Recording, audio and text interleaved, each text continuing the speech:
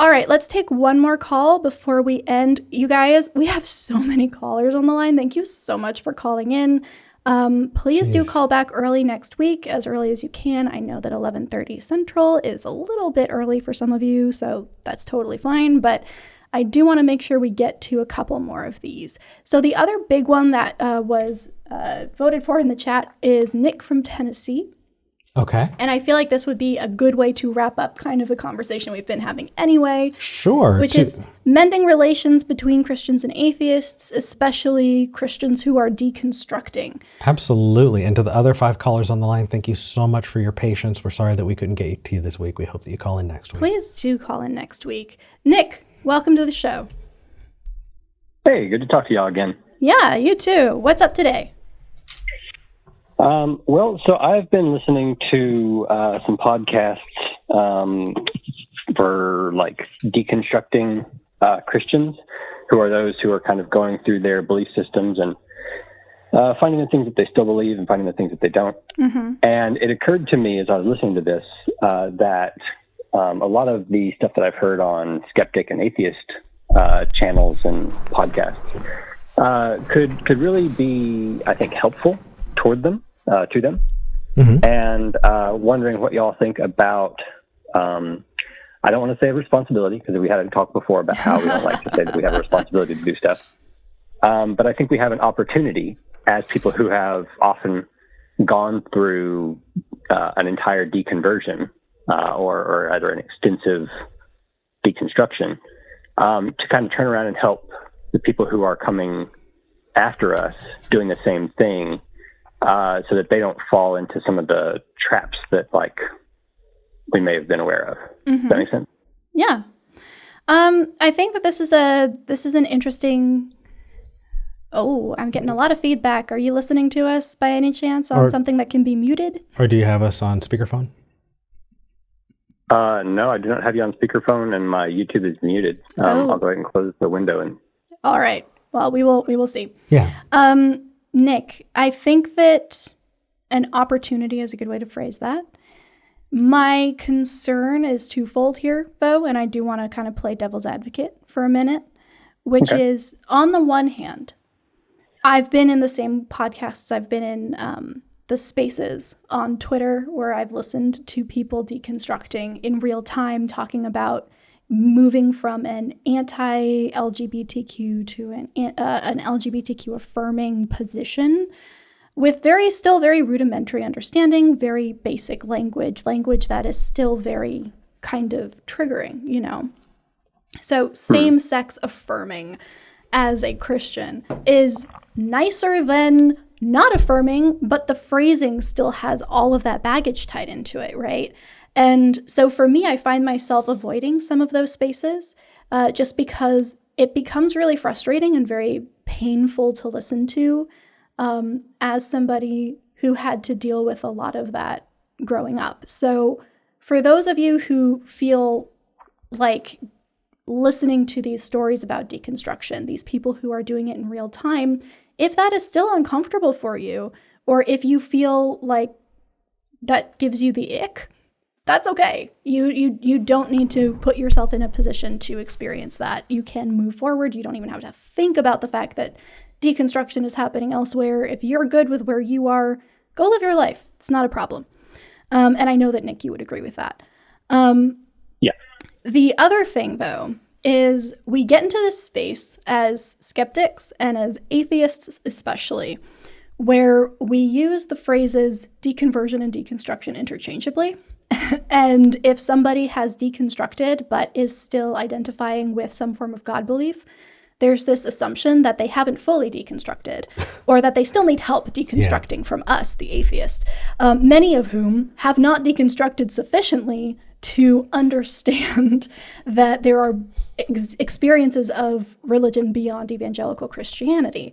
So I would also practice caution when engaging with these types of people who are deconstructing and still have their faith, because it could very well be that they have deconstructed way more than you in other areas, And coming at them from this place of, well, I was here before and I understand what happens next, can be very grating and discourage conversation as opposed to make it more fruitful. So I agree. We 100% should be willing to help out fellow deconstructionists, but also making sure that we understand that we need to continue to do that. And there are people who might not be as quote unquote far along in some areas that are light years beyond us in others. And so using deconversion as some kind of measure of completion of deconstruction is dangerous. So that essentially is my point there. What are your thoughts? Well, like those are very good points. The latter one, especially, I hadn't considered. Like the idea of thinking of it as kind of an end goal felt very naturally to me because I felt so uncomfortable with aspects of my original religion. So I just kind of assumed that people who were moving away from it kind of were heading fully in that direction, and that's, as you said, not the case. Yeah. So I guess then my question would be, or my next question would be, for those of us who do want to find some way to help them, maybe not, for lack of a better phrase, finish the journey, but find more peace and comfort with where they are on that journey. What advice would you give us, skeptics, atheists, and whatnot, who want to help progressive Christians kind of or progressive theists who are, making their way out of bad or fundamentalist beliefs and whatnot? What advice would you give us to share with them for the purposes of kind of comforting and helping them? Wow.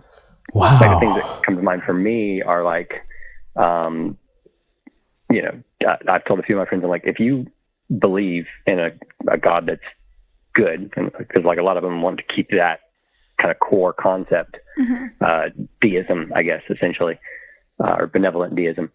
I'm like, then that kind of excludes possibilities that would include like hell or substitutionary atonement and all that kind of stuff, because a truly good entity wouldn't do that. Right. So kind of like this logical argument against the inconsistency of the version of God that's often put forward in our culture.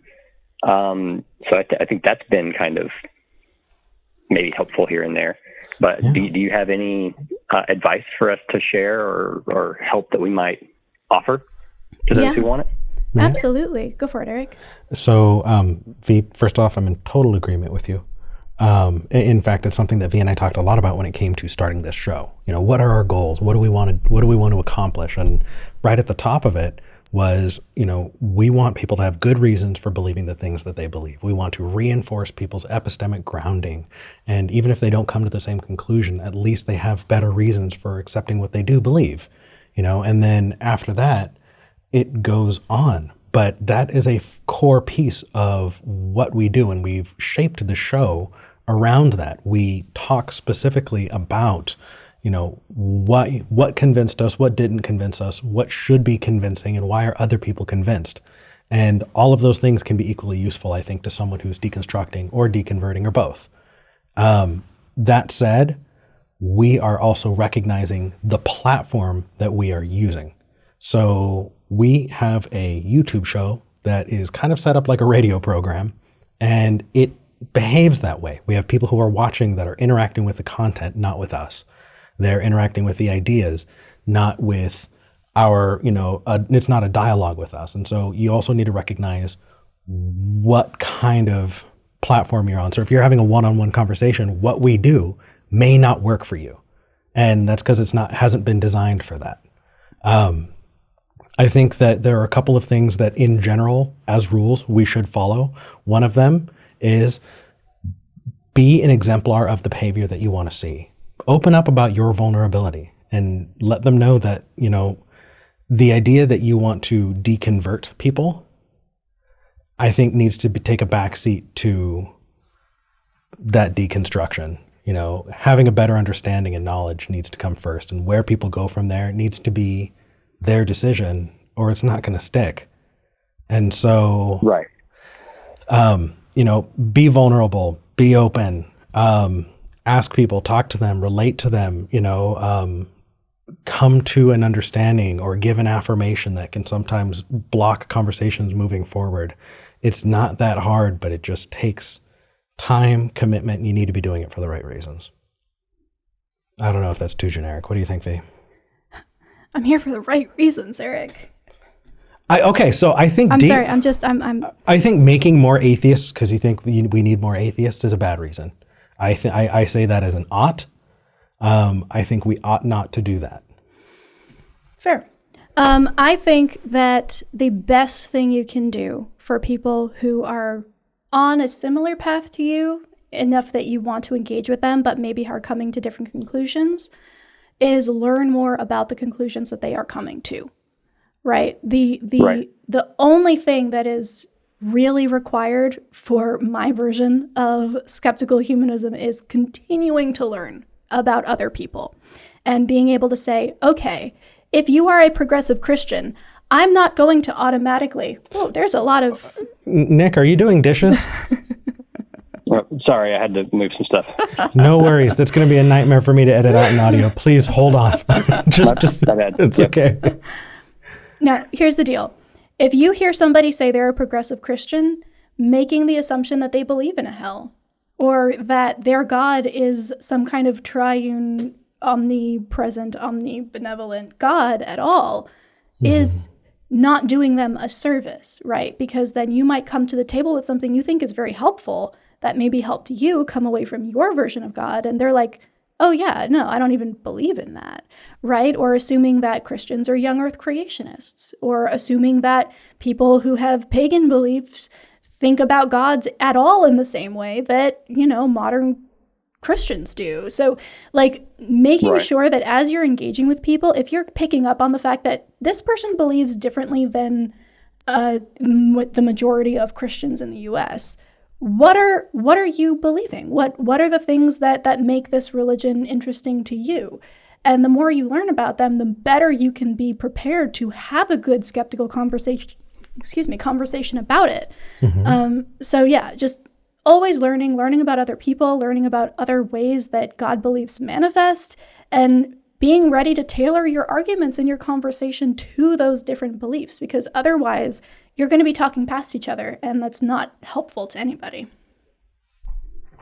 Right. Yeah, that's very good advice. Yeah. Well, we are going to have to wrap up because it is 12:59, and we still have to read some super chats. But thank you so much for calling, Nick. Thank you, Nick. Yeah, definitely. Okay. Have a good rest of your day. Take care. Before we start reading super chats, I just want to say thank you so much, people, for hitting the like button, for subscribing and supporting us. We sincerely appreciate it. Thank you.